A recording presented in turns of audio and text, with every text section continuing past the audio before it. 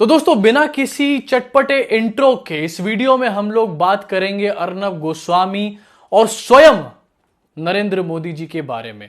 क्यों बात आज इन लोगों के बारे में, इन महापुरुषों के बारे में क्यों बात हो रही है, ये इस वीडियो में आपको पता चलेगा। तो इस वीडियो को एंड तक जरूर देखें और शेयर करने का भी काम करें, क्योंकि आज अर्नब गोस्वामी को मैं आज पूरी तरीके से टीयर अपार्ट कर दूंगा, उसकी इमेज को और फाड़ के एक्सपोज करके आपके सामने पेश कर दूंगा। तो इस वीडियो को शेयर जरूर करिएगा।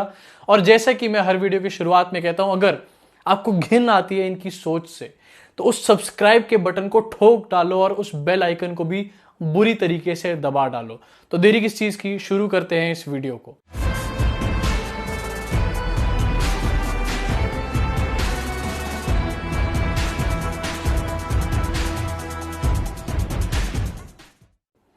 तो दोस्तों जैसा मैंने बताया, अर्नब गोस्वामी और नरेंद्र मोदी जी को अभी साइड रखते हैं, पहले बात करते हैं अर्नब गोस्वामी के बारे में। आज इस आदमी ने ऐसा क्या किया है जो इसके बारे में बात हो रही है। आज इस आदमी ने ऐसा क्या किया है जो इसके बात करने पे हम लोग मजबूर हो चुके हैं। एक वीडियो क्लिप वायरल हो रही है सोशल मीडिया पे, खासकर से ट्विटर पे, जहां पर अर्नब गोस्वामी अपनी सो कॉल्ड पत्रकारिता के जरिए सवाल उठाने की कोशिश कर रहा है। लेकिन असल में वो आदमी क्या कर रहा है? वो आदमी नफरत फैलाने की कोशिश कर रहा है। पालघर इंसिडेंट की मैं बात कर रहा हूं, उसके बाद एक डिबेट शो करा जाता है। वैसे तो इनके जो डिबेट शो होते हैं वो डिबेट शो नहीं होते, वो ऐसा लगता है कि चार चार पेग मार के दारू के सब लोग बैठ गए हैं और वहां पर आके, जैसे बुढ़े अंकल बैठ जाते हैं दारू पी के, वहां पर आके पूरी महफिल जमा लेते हैं और एक दूसरे के ऊपर चिल्लाने का काम करते हैं। ये कोई डिबेट शो नहीं है। लेकिन फिर भी एक सो कॉल्ड डिबेट शो करी जाती है। उस डिबेट शो में अर्नब गोस्वामी एकदम से, इस आदमी को मिर्गी विर्गी के दौरे पड़ते हैं। मुझे लगता है ये आदमी बैठे बैठे पागल हो जाता है, इतना बौखला जाता है आजकल कि ये एकदम से चिल्लाने लग जाता है। और मैंने तो ऐसे ऐसे दृश्य भी देखे हैं, शेयर नहीं करूंगा इस वीडियो को, क्योंकि पहले एक बार इनकी वीडियो शेयर करने पे ये लोग इतने तिलमिला गए कि इन्होंने मेरे को कॉपीराइट स्ट्राइक दे दी, तो शेयर नहीं करूंगा। लेकिन ऐसी भी वीडियोस देखी है इनकी जहां पर ये एक दूसरे का कॉलर पकड़ने पे आमादा हो जाते हैं इलेक्शन रिजल्ट को बताते बताते, इस खिसियाहट में कि इनके जो आका हैं वो इलेक्शन हार रहे होते हैं।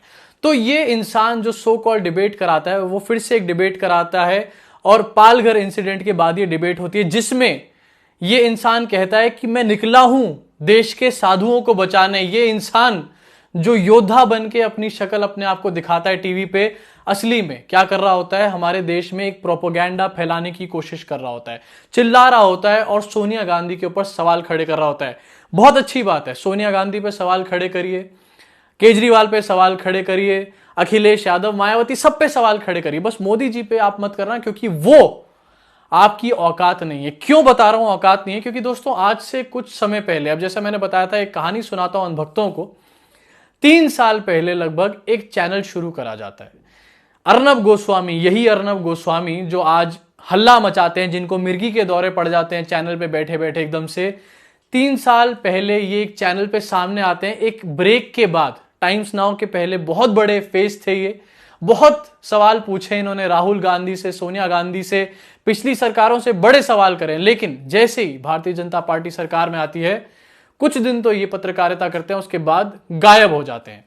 लोगों को लगता है पता नहीं कहां गायब हो गए, लेकिन अंदर ही अंदर प्लानिंग चल रही होती है एक नया चैनल खोलने की। 6 मई 2017 को एक नया चैनल एक ब्रांडिंग के साथ लॉन्च किया जाता है और ये दिखाया जाता है कि ये चैनल तो भाई सबका सब, दूध का दूध पानी का पानी करके रख देगा, आपके सामने हर किसी को एक्सपोज करके रख देगा। लेकिन आज नौबत यह आ गई है कि उस चैनल पे सिवाय प्रोपेगेंडा के कुछ नहीं चलाया जाता। एक्सपोज किसको करा जाता है? सिर्फ उन लोगों को जो सरकार के अंदर नहीं बैठे। सरकार के अंदर, ये रिकॉर्ड है, सरकार के अंदर आज तक बैठे हुए लोगों से एक भी कड़ा सवाल करने की औकात नहीं है अर्नब गोस्वामी की। काम नहीं कर पाए रिपब्लिक टीवी वाले। इनके जितने भी रिपोर्टर्स हैं वो तंग करते हैं लोगों को, इंट्रूड करते हैं, और जब इनको इंट्रूड करा जाता है या फिर इनसे सवाल पूछा जाता है फ्लाइट में, तो ये अपने हाई लेवल कॉन्टैक्ट्स को इस्तेमाल करके कुणाल कामरा को फ्लाइट में चढ़ने से ही बैन करवा देते हैं। ये अर्नब गोस्वामी जो आज की डेट में बात कर रहे हैं और योद्धा बनने की कोशिश कर रहे हैं हमारे देश के या फिर हिंदू समाज के, लेकिन ये अर्नब गोस्वामी भूल चुके हैं इस चीज को कि आज भी अगर आप विकिपीडिया पे खोल के देखो, अर्नब गोस्वामी का विकिपीडिया पे पेज खोल के देखो, तो उस पे आपको दिखाई देगा कि अर्नब गोस्वामी ने एक चैनल खोला रिपब्लिक टीवी, जो कि भारतीय जनता पार्टी की सपोर्ट से खोला गया। बहुत सारे लोग मुझसे ये सवाल पूछते हैं कि यार भाई एक बात बताओ कि क्या ये भाजपा का चैनल है? जब विकिपीडिया पे अर्नब गोस्वामी के पेज पे, और अर्नब गोस्वामी का पेज विकिपीडिया पे कौन बनाएगा? अर्नब गोस्वामी के ही लोग बनाते हैं डेफिनेटली। वहां पर यह चीज लिखी हुई है कि भारतीय जनता पार्टी की सपोर्ट से रिपब्लिक टीवी खोला गया है, तो आज हम कैसे इस चीज को डिनाई कर सकते हैं कि यह भारतीय जनता पार्टी का एक प्रोपेगेंडा नहीं फैला रहा चैनल? ये चैनल के नाम पे धब्बा है, जहां पर असली पत्रकारिता होनी चाहिए, जहां पर इस टाइम पे सरकार से सवाल होने चाहिए कि भाई जो टेस्टिंग किट आए थे इतने पैसे खर्च करके, आखिरकार वो सही क्यों नहीं निकले, पहले क्यों उसके बारे में जांच पड़ताल नहीं करेगी? वहां आज ये रिपब्लिक टीवी सवाल खड़े कर रहा है कि हमारे देश में आखिरकार साधुओं को मारा जा रहा है और उस पर सवाल क्यों नहीं खड़ा हो रहा? अबे सवाल खड़ा हो रहा है अर्नब गोस्वामी, सुन ले, सवाल खड़ा हो रहा है और लोग जवाब भी दे रहे हैं और हम भी सवाल खड़ा कर रहे हैं। ये चीज मैं देखकर हैरान रह गया और मैंने सोचा कि आखिरकार ये इंसान एकदम से कहां से निकल आया?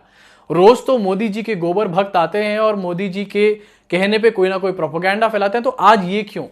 तो आपको अच्छे से पता होगा कि गल्फ कंट्रीज और अरब कंट्रीज, खासकर से यूएई, इस टाइम पे कितने सारे सवाल खड़े कर रही है इस चीज के ऊपर कि हमारे देश में मुसलमानों के साथ क्या हो रहा है।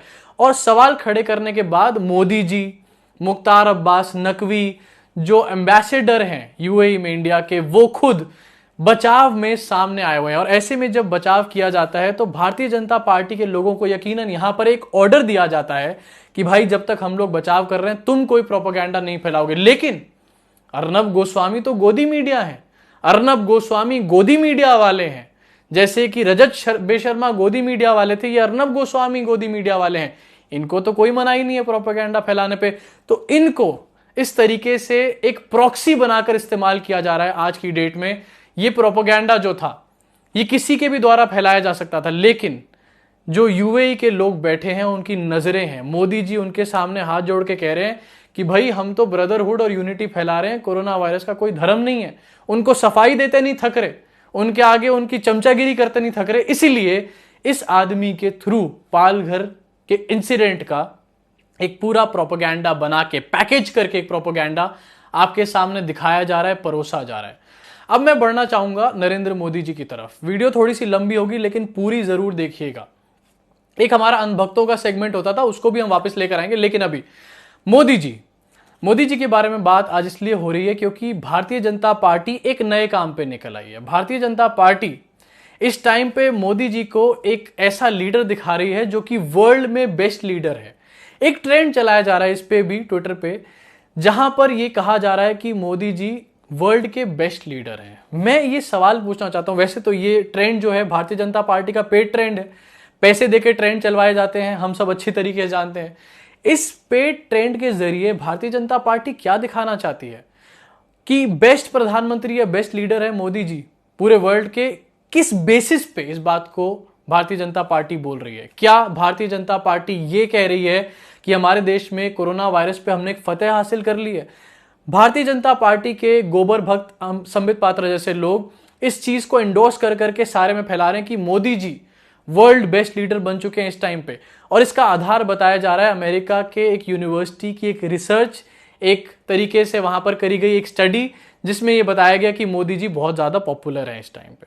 अब ऐसी स्टडी किसी भी यूनिवर्सिटी या किसी भी इंस्टीट्यूशन को पैसे देके कोई भी करा सकता है। ये स्टडी के मुताबिक डोनाल्ड ट्रंप से भी ज्यादा जो पॉपुलर और अच्छे नेता हैं वो मोदी जी हैं। इस स्टडी के मुताबिक जो न्यूजीलैंड की प्राइम मिनिस्टर हैं जसिंडा, उनसे भी ज्यादा अच्छे हैं मोदी जी। न्यूजीलैंड में जहां पर ऑलमोस्ट खत्म होने की तर्ज पे आ चुका है कोरोना वायरस, वहां की प्रधानमंत्री से ज्यादा अच्छे हमारे देश के प्रधानमंत्री हैं, जो कि टेस्ट ही नहीं करा पा रहे अपने देश में। आखिरकार किस बेसिस पे इनको वर्ल्ड्स बेस्ट लीडर पिच करा जा रहा है? मुझे ये चीज समझ नहीं आती। और सिर्फ यहां तक बात होती तो ठीक थी, बात यहां तक नहीं है। यहां पर एक कोशिश और चल रही है। आपके सामने एक ट्वीट आपको दिखाता हूं जो कि भारतीय जनता पार्टी के ही हैंडल से करा गया ट्वीट है। इस ट्वीट में यह लिखा गया कि imagine if India had to face कोविड-19 पेंडेमिक इन प्री 2014 एरा, और एक वीडियो साथ में शेयर करी गई है। मतलब इस टाइम पे ये दिखाया जा रहा है कि सुनो मेरे भक्तों, अगर यही पैंडेमिक आज आ रहा है, परेशानी हो रही है, लेकिन यही 2014 से पहले आया होता तो देखो क्या होता। अबे यार 2014 के आगे आके 6 साल हो गए हमारे को। अगर अभी भी आप उसी चीज पे राजनीति करोगे तो इसका मतलब आप देश को कभी भी तरक्की के पथ पे लेके ही नहीं जाने वाले, ये आप चीज इंश्योर करके बता रहे हो, एक ठप्पा मार रहे हो इस चीज पे।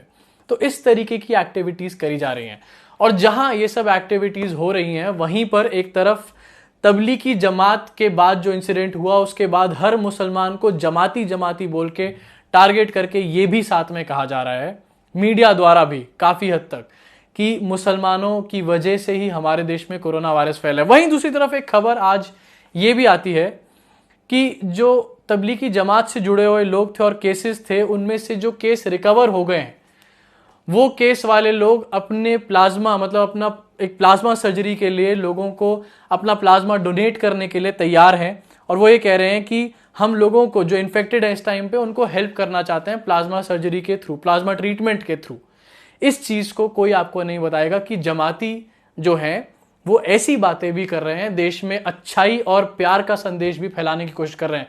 मैं किसी धर्म के पक्ष में नहीं हूं, मैं किसी जात के पक्ष में नहीं हूं। इनफैक्ट मैं तो ये कहता हूं कि धर्म के आधार पे बात होनी नहीं चाहिए राजनीति में, लेकिन जब टारगेट करके किसी को डीमोनाइज करके दिखाया जाता है तो यहां पर उसी धर्म की अच्छाई वाली बातें भी आपके सामने लानी जरूरी है और शायद इसी का नाम असली जर्नलिज्म, असली पत्रकारिता है। अभी के लिए दोस्तों इस वीडियो में इतना ही।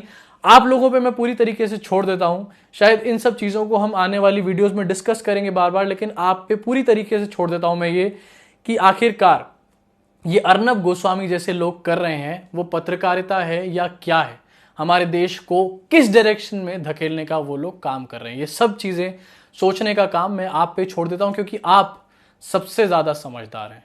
अभी के लिए इस वीडियो में इतना ही। अगर आपको ये वीडियो अच्छी लगी हो तो शेयर तो जरूर करें, साथ ही साथ अगर मेरा काम पसंद आ रहा हो तो आप जाके पेट्रियन पे मुझे सपोर्ट कर सकते हैं। लिंक डिस्क्रिप्शन में ऑलरेडी मैं उसका दे चुका हूं। हर वीडियो के डिस्क्रिप्शन में आपको मेरे पेट्रियन का लिंक मिलेगा। 100-150 रुपए दे के आप मुझे सपोर्ट कर सकते हैं। आपका कुछ नहीं जाएगा, लेकिन मेरे को डेफिनेटली इससे बहुत बड़ी सपोर्ट मिलेगी। अभी के लिए इतना ही, धन्यवाद।